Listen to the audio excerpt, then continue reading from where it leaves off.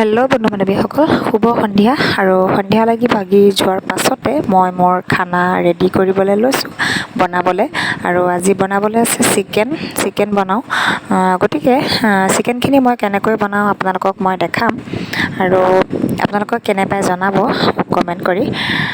এনেকুৱা ধৰণৰ কিছুমান সাধাৰণভাৱে বনোৱা ৰেচিপিৰ সৈতে মই মোৰ ব্লগবিলাক লৈ আহোঁ, আৰু কেনেকুৱা পায় আপোনালোকে জনাব। আৰু বনাবলৈ লওঁতে মই আপোনালোকক দেখাইছোঁ কি লৈছোঁ।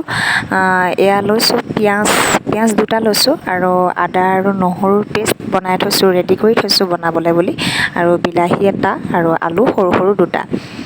নিজৰ ইচ্ছামতে আপোনালোকে লৈ ল'ব, কিন্তু মই মোৰ ইচ্ছামতে এনেকৈ লৈ লৈছোঁ। এতিয়া বনাম আৰু আপোনালোকক দেখাম, গতিকে ভিডিঅ'টো চাই যাব। আৰু চিকেনখিনিত মিহলাবলৈ যি বস্তুৰ প্ৰয়োজন গোটেইখিনি ল'লোঁ, আৰু লৈ পেলাই একেলগে ধুনীয়াকৈ মিঠাতেল লগাই ধুনীয়াকৈ চিকেনখিনি মঠি ল'লোঁ। আৰু মঠি লোৱাৰ পাছত ধুনীয়াকৈ কেৰাহীত তুলি দিলোঁ। আৰু আপোনালোকক মই একেলগে এনেকৈ দেখাই দিছোঁ।